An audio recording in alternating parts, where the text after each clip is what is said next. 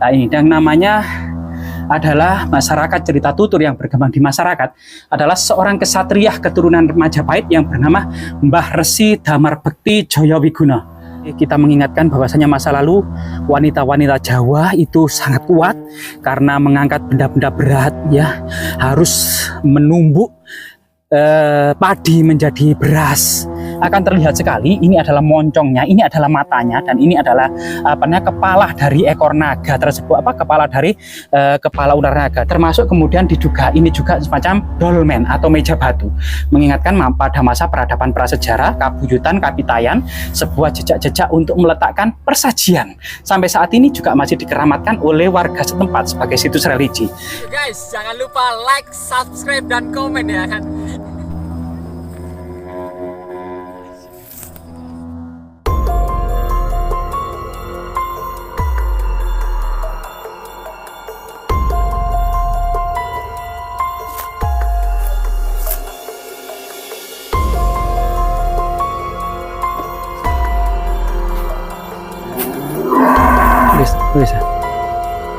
Wis ta. Masa?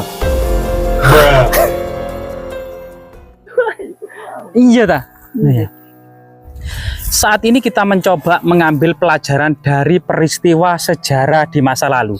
Ada berbagai macam sejarah penting, sejarah orang-orang besar, kerajaan-kerajaan besar, termasuk kita juga mengungkap cerita-cerita di pojok-pojok kampung, cerita-cerita kerakyatan, terutama pada masa akhir Majapahit. Ini banyak kisah tentang sebuah cerita yang masih ada di desa-desa, di pelosok-pelosok, di pinggir-pinggir hutan. Jika kita melihat struktur tangga yang naik ke puncak di sini, ini ada sesuatu kesan, sebuah memori tentang masa kuno. Puncak gunung dianggap suci, dan yang dimakamkan di atas sana ini masih bernama dan menggunakan istilah-istilah kuno Kemajapahitan. Yang dimakamkan tidak lain adalah bernama Mbah Resi Damar Bekti Jayawiguna. Namun sebelum kita kemudian mengungkap siapa sebenarnya sosok Mbah Resi Damar Bekti Jayawiguna, kita akan berkeliling-keliling mengelilingi bukit ini. Masyarakat mengenalnya dengan Bukit Lemah Dhuwur atau Siti Hinggil. Ada jalanan setapak yang bisa kita lalui sambil mendengarkan ngauman sapi, ya, kambing-kambing banyak di sini.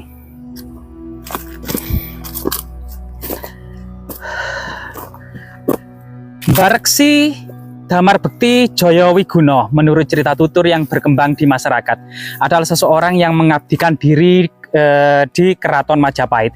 Tidak jauh dari sini, sekitar 19 km dari lokasi ini adalah ibu kota Majapahit yang ada di Trowulan. Sedangkan di sini adalah lereng Gunung Welirang. Ada seorang yang bernama Mbah Resi Damar Bekti Jayawiguna mengabdikan diri menjadi seorang tanda yang ada di Majapahit, ya.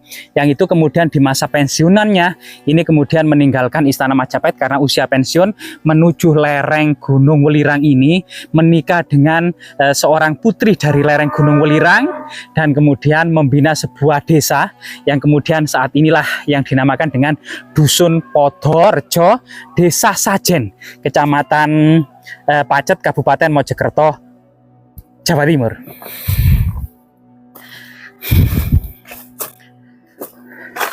Berbagai macam ilmu-ilmu masa lalu tentang orang-orang sakti, ya, para kesatria di masa lalu itu memang sudah terputus dengan kita.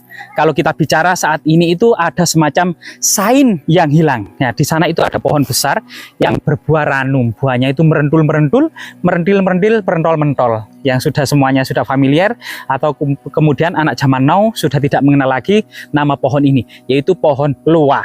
Ya, sebagaimana kemudian pohon loah, buahnya dulu biasanya untuk rujak, masyarakat dirujak, buahnya dipetik, kemudian dibawa pulang, dicuci, diiris, kemudian dirujak bersama-sama. Tapi hal itu sudah hilang dari ingatan generasi now. Begitu juga berbagai macam ilmu-ilmu kesaktian pada masa lalu, itu juga hilang dari ingatan generasi saat ini. Nah, ini apa ini? Kok ada batu tapi kayak batu meteor, ya? Kita menemukan sesuatu dan lebih berat dari batu biasa ini. Entah ini muncul dari langit ataukah semacam perpindahan menembus ruang dan waktu ya. Kemungkinan ini pusaka-pusaka zaman dulu warnanya itu keputihan. Jika kita pecah kemungkinan di dalamnya ini ada semacam kristal, ada semacam cangkang-cangkang ya. Kemungkinan ini fosil ya. Nah ini kita juga tidak tahu, banyak hal yang terputus. Ya, perpindahan benda dari satu tempat ke tempat yang lain ini dinamakan teleportasi. Teleportasi dalam dunia modern itu ya yang dikenal dengan pemindahan benda itu dari satu ruang menembus ruang dan waktu. Ini teleportasi. Pada waktu itu ya, pada masa kuno itu kemungkinan istilah-istilah yang lain yang saat ini mungkin sudah hilang dari ingatan kita. Nah ini. Selain kemudian teleportasi, kita juga mengenal namanya lavitasi. Lavitasi adalah terbang melayang, di mana masyarakat zaman kuno itu tidak bisa dipungkiri terbang. Jadi dari ibu kota Trowulan menuju lereng Gunung Penanggungan mungkin ditempuh hanya beberapa menit saja. Kalau saat ini transportasi mungkin membutuhkan waktu 30 menit sampai 40 menit. Kalau kesaktian zaman dulu dengan lavitasi terbang melayang gitu ya, kemungkinan bisa ditempuh dengan waktu 10 menit atau seperempat menit ya gitu. Selain kemudian kita mempelajari tentang teleportasi, lavitasi, juga ada telekinesis. Telekinesis itu ya, itu ada beberapa di film misalnya Mak Lampir dan lain sebagainya itu. Kita akan mentahu telekinesis itu terjemahnya adalah melihat dengan menembus ruang. Jadi bisa melihat seseorang. Sekarang ini kan pakai apa itu namanya? Live ya biasanya live itu ya. Dulu itu namanya apa tadi, telekinesis ya, telekinesis yaitu melihat menembus ruang dan waktu, itu telekinesis. Jadi saat ini berbagai macam ilmu-ilmu yang kesaktian orang-orang zaman dahulu, teleportasi ya, yaitu menembus ruang dan waktu, telekinesis melihat dengan menembus ruang dan waktu, lavitasi terbang melayang, juga ada apa namanya, telepati. Nah, telepati itu merupakan komunikasi tanpa menggunakan suara atau mulut, melainkan hanya menggunakan hormonal atau kekuatan-kekuatan yang ada di pikiran. Jadi seseorang itu dengan melihat itu bisa saling komunikasi. Ini namanya tadi itu apa? Apa namanya? Telepati ya, telepati. Nah ini adalah ilmu, salah satu kesaktian yang dimiliki oleh leluhur kita. Telepati adalah jenis-jenis ilmu kesaktian, terutama keturunan Majapahit yang keempat. Sedangkan yang kelima kita akan membedah juga, yaitu hipnotis. Nah, hipnotis ini salah satu ya kekuatan bisa mempengaruhi pikiran seseorang. Jadi pikiran seseorang itu bisa kita kendalikan. Ini namanya hipnotis. Dan hipnotis saat ini juga sayangnya ya di negara kita berbagai ilmu seperti ini tidak dipelajari. Padahal di negara-negara maju seperti Austria ya, hal-hal ini, teleportasi, telekinesis, lavitasi, kemudian termasuk apa tadi, hipnotis dan telepati itu dipelajari di negara-negara maju, Austria dan negara-negara maju lainnya, di sebuah laboratorium yang dijaga ketat. Dan anggotanya itu tidak hanya para dukun, melainkan saintis dan fisikawan menjadi anggotanya yang paling mayoritas. Nah ini. Selain itu kita akan mencoba melihat pohon-pohon besar ini ya dalam kacamata alam, juga dalam kacamata religi pada masa lalu. Di situ juga di sini ada sungai ya. Jadi sungai dan bukit itu masa lalu merupakan satu kesatuan, dan pohon-pohon ya yang rindang ini sebuah ekosistem simbiosis antara kehidupan yang saling mendukung, oksigen, air, dan kemudian bukit-bukit gitu ya, dan pepohonan. Ini adalah sebuah keseimbangan alam yang sangat luar biasa sekali. Nah, kita lanjutkan kembali ya, ada beberapa hal tentang kesaktian masa lalu selain kemudian tadi teleportasi, telekinesis, lavitasi, termasuk hipnotis dan telepati. Ada lagi namanya transfigurasi. Transfigurasi itu adalah di film-film Cina masa lalu, film kolosal, itu ada seseorang dengan jarum tertentu ditancapkan di beberapa titik leher, itu bisa merubah wajahnya dari tua menjadi muda belia, dari muda belia menjadi nenek-nenek, dari kemudian seorang yang tampan rupawan kemudian berubah menjadi sangat jelek sehingga tidak dikenali oleh masyarakat. Ini namanya transfigurasi, yaitu merubah bentuk wajah dan lain sebagainya. Ini sudah tidak dimiliki oleh masyarakat saat ini. Boro-boro saat ini yang ada adalah operasi plastik di Korea Selatan. Nah ini, padahal dulu itu hanya berpisah dengan teknik transfigurasi dan keilmuan-keilmuan seperti itu bisa dimiliki oleh masa lalu ya, orang-orang zaman dahulu, termasuk kemudian clairvoyant. Clairvoyant ini ya nanti kita lanjutkan dan kita coba membahas masalah jejak-jejak peradaban leluhur di kita. Kita menemukan buah yang kalau matang itu berwarna oranye kemerahan dan kalau mentah itu berwarna kehijauan seperti buah apel. Coba kita cicipi gitu ya. Dan pohonnya itu seperti penopang katedral yang ada di Eropa. Jadi pohonnya itu sangat-sangat besar sekali. Buahnya itu seperti ini. Buahnya itu seperti buah ara atau kemudian buah tin ya, buah tin yang seperti di Arab. Dalamnya juga seperti buah tin dan seperti apa namanya, rasanya juga seperti manis gitu loh dan enak. Jadi makan. Gimana rasanya, Bang? Anyep. Anyep mungkin karena iklim tropis kurang panas dan buahnya sangat besar. Itu hijau kemerahan ya dan kekuning-kuningan ini. Ini luar biasa sekali. Pohon eluah namanya ya. Coba kita mendaki sini Kang, kita coba akan mencari jejak-jejak peradaban leluhur kita yang terserak. Nah ini apa ini? Oh ya, kulit pohon.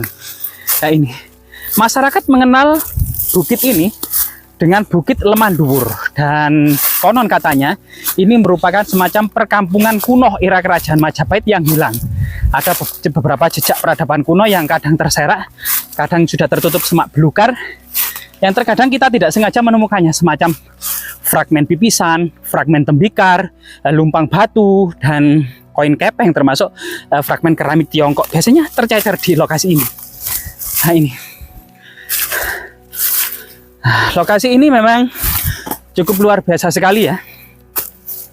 Nah, selain kita kemudian berjalan-jalan, menikmati dan udara yang cukup sejuk di sini, dan tingkat oksigen yang cukup tebal, kita coba mencari jejak-jejak atau fragmen-fragmen yang terserak. Di sini. Lah, di sini. Jadi kita saat ini menemukan sebuah fragmen lumpang batu. Namun kameramen ada di sini ya. Lebih coba kita cari fragmen. Aduh. Jadi ini lumpang batu.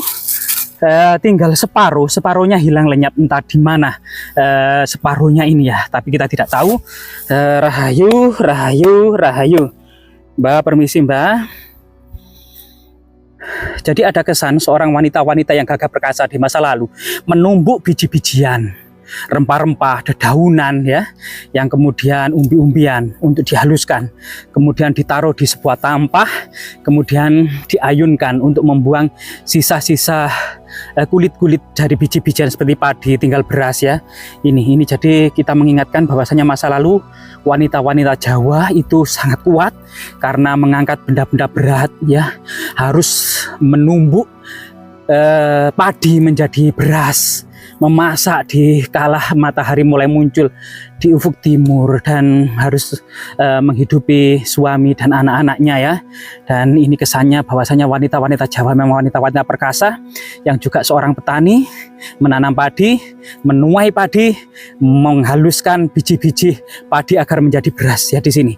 Di sini pada masa lalu lumpang padi ini memang bahasa arkeolog juga disebut mortal stone ya, yang memang berfungsi untuk melembutkan biji-bijian, padi-padian, menumbuk padi termasuk dedaunan, rempah-rempah, dan umbi-umbian.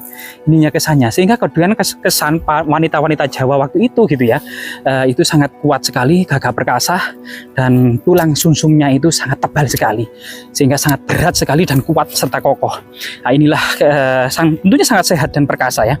Nah, ini selain kemudian kita mencoba ada beberapa batu yang kemungkinan jejak menhir, dan memang di sini ada tulisan adalah lemah dhuwur ya, lemah dhuwur. Coba di sini ada punden di sebuah bukit kecil yang sangat keramat. Kita akan mencoba melihat dan mengambil pelajaran darinya. sebuah pasang surut sejarah dan peradaban serta liku-liku masyarakat Jawa. Mulai dari kemudian masyarakat yang berpindah-pindah dari hutan satu ke hutan yang lain yang dinamakan nomaden, masa-masa prasejarah gitu ya, masa-masa prasejarah untuk kemudian menanam padi. Padi pada waktu itu tidak hanya padi sawah, ada yang dikenal dengan padi gogo, ditanam di perbukitan dan bentuk lereng-lereng seperti itu ya. Umurnya juga tidak secepat padi saat ini 4 bulan, yang dulu juga umurnya padi itu 8 bulan, sehingga kemudian pada masa awal musim penghujan ditanam. Musim penghujan terjadi sekitar 6 bulan. Pada musim kemarau gitu ya, sudah tidak ada hujan, ternyata masyarakat Jawa mulai memanen padi gogo, padi yang ditanam di perbukitan selain padi sawah ya. Ini luar biasa sekali, dan masyarakat Jawa cukup menghormati tanaman padi ini dengan memungutnya satu persatu dengan alat aniani, tepat memotong padi itu di leher padi untuk menghormati arwah padi. Bahkan padi pada masa kuno juga disebut sebagai Dewi Sri. Dewi Sri sendiri salah satu istri dari Dewa Wisnu ya, yang juga lambang Dewi kesuburan ya. Nah, ini Dewi Sri, lambang padi itu sendiri juga dia juga disebut Dewi Sri. Jadi ada kolaborasi antara Dewi Padi dan Dewi Sri pada masa kuno. Inilah peradaban Jawa. Tidak kemudian munculnya peradaban satu menghilangkan peradaban yang lama, melainkan senantiasa terjadi kolaborasi atau semacam akulturasi. Rahayu, rahayu, rahayu. Di lokasi ini, Punden yang sangat keramat, kita akan mendapati beberapa diduga batu menhir, yaitu menhir sendiri pada masa kuno atau tugu batu ya. Ada beberapa tugu batu dan meja persajian atau dolmen ini pada masa prasejarah. Tugu batu sendiri dianggap sebagai lambang kesuburan, lambang palus yang berdiri tegak, termasuk kemudian tempat bermusyawarah para tetua desa, serta kemudian tempat mengikat binatang korban seperti kerbau sebelum disembelih kemudian dimakan bersama di suatu desa tersebut. Dan kita akan mendapati sebuah punden. Jadi di sini akan kita coba cari kolerasinya antara peradaban prasejarah atau disebut juga kabuyutan atau kapitayan berkolaborasi dengan peradaban kuno, termasuk peradaban yang pada masa-masa akhir Majapahit ya masuk dan berkembangnya agama Islam. Coba kita tahu di sini ada beberapa pohon yang keramat, misalnya pohon kemuning yang masih dikeramatkan oleh warga. Di sini kemungkinan ini adalah anakannya dari pohon kemuning yang asli pada masa Majapahit diduga ya. Nah, ini anakannya. Ada beberapa hal yang sangat penting. Ternyata memasuki punden keramat ini berasal dari pintunya sebelah utara. Dari gerbang utara ini ada pohon kemuning yang sangat tua juga, dan ada pohon beringin kiri kanan. Nah, ini dari punden tua ini juga kita lihat di sini sebelum dibangun punden ini ada semacam meja batu atau dolmen ya, yang cukup besar dan cukup lebar serta rata. Diduga ini sebelum memasuki area suci atau area penting, ini ada semacam ritual persajian yang dilakukan. Dan yang sangat menarik adalah sebelum memasuki area ini ada seekor kepala naga. Mbah Rahayu, Mbah Rahayu, Mbah Rahayu. Dari sana akan terlihat sekali ini adalah moncongnya, ini adalah matanya, dan ini adalah kepala dari ekor naga tersebut, kepala dari kepala ular naga. Diduga kemudian naga yang menghadap ke utara itu ada dua, kiri kanan, sebagai kemudian pintu gerbang atau semacam guardian, penjaga gerbang untuk membatasi area profan dan area paling suci yang ada di belakangnya. Kemudian dari naga yang cukup besar ini kita akan memasuki sebuah punden dengan sebuah tangga menuju ke atas ya, semacam kita mengingatkan pada semacam tangga atau punden berundak-undak gitu ya. Dahulunya kemungkinan ada punden berundak-undak yang tertutup oleh struktur baru atau semen ini ya. Nah, ini struktur lama ditutup lah. Disinilah kemudian ada semacam yang masih ada batu yang sangat dikeramatkan. Meskipun sebuah lantai ini sudah kemudian ditekel gitu ya, tapi ada batu yang cukup menarik di sini tetap di semen dan dibiarkan pada posisi in situ sedia kala seperti mana. Termasuk kemudian diduga ini juga semacam dolmen atau meja batu, mengingatkan pada masa peradaban prasejarah, kabuyutan, kapitayan, sebuah jejak-jejak untuk meletakkan persajian. Sampai saat ini juga masih dikeramatkan oleh warga setempat sebagai situs religi. Dan di sini ada semacam makam. Dan ini makam ini dianggap makam leluhur yang mendirikan dusun ini ya. Nah, ini yang namanya adalah masyarakat cerita tutur yang berkembang di masyarakat adalah seorang kesatria keturunan Majapahit yang bernama Mbah Resi Damar Bekti Jaya Wiguna. Bismillahirrahmanirrahim.